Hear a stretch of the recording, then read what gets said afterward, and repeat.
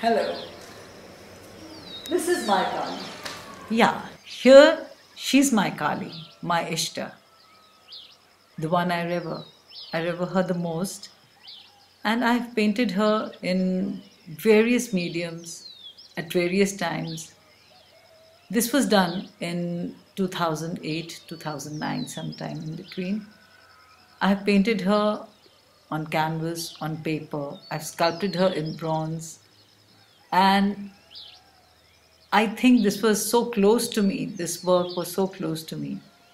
When I painted it, I could almost visualize her around me. I never thought of Kali as fierce. I just think of her as a most adorable creator who is there to give us the final liberation, the opening of the third eye, the union of the yin and yang in yourself, the creator of the universe, because she dares to be the destroyer, and only the one who destroys and annihilates is or can be the creator. She is the controller of time, and she is also the giver of the desires, the lolling tongue which you see, the creation of the universe. It is the desire of Kali to manifest herself in everything. Kali, time, the mover of the time, the controller of the time, the giver of the time, and also the one who consumes time. So for me, I just couldn't see her as somebody who was fierce.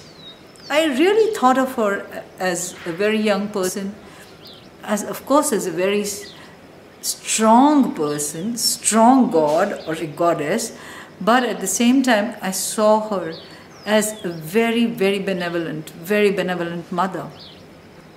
You see the hands, of course, they may be having a different meaning scripturally, but for me, the hands mean karma, the giver of actions. Because there is time, because we are controlled by time, we have to act. We have to be in that space and move according to that space and that time, creating a lot of actions. You see the lotus, the power to be above everything, the power to live above all and within the muddled waters, within the various relationships, but above them, keeping yourself strong. And of course the Trishula in her hand, which is uniting all the three universes. The moon. Now I see her as the rider of the moon. I see her with the moon which she keeps on her head. She is also, I imagine her in some way riding it. Instead of the moon riding on her head, I see her riding on the moon in the nights when I imagine her in the clear skies, in the dark clear skies of Amavas. I imagine a moon where there is no moon, that she's sliding around somewhere on that moon over us. Now coming to the painting aspect of this, this work, Kali, Vishvaroopa I call her. I have given her different forms. Here we have Kali riding the Mahishasura. Yes, she's riding the Mahishasura, holding his horn, one of the horns, and in the sign of victory. Then we have Saraswati here riding a three-headed swan, controlling all the three gunas with a veena. Then we have her as Ganga. Now there is no connection of Kali and Ganga, but I move according to my different spaces in mind and my different levels of subconscious. And here she is riding a crocodile. She becomes Ganga.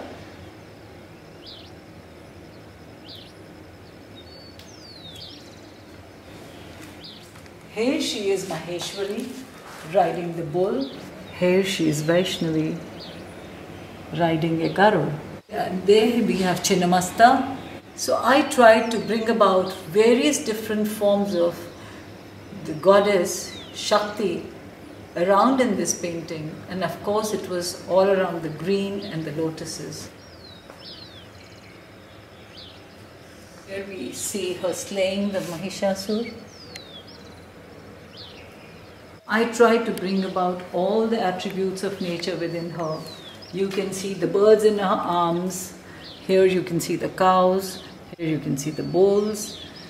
Here you can see a dead body being eaten by Ruru, the dog. The meditative forms bringing about the idea of liberation. You can see the wings on the liberated forms. Why the arms are in the legs? I feel that because legs are the means of physical motion, and that bring about the first karma. So the hands over here, and of course here she is Chinnamasta again.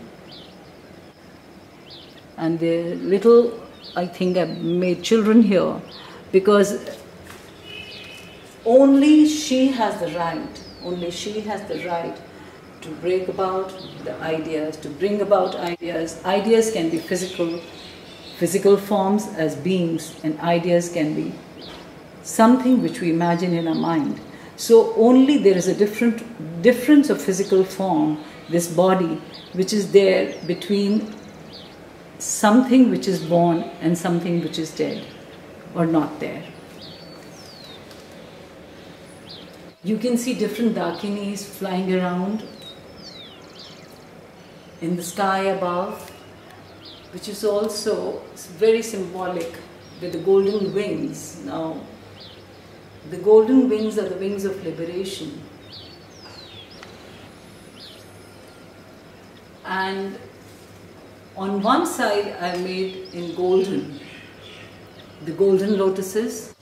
The other side are the dark lotuses, which are of the tree of life, which are also symbolic of the Kala Chakra, the moving pace of life, which is never ending, which is the most fertile.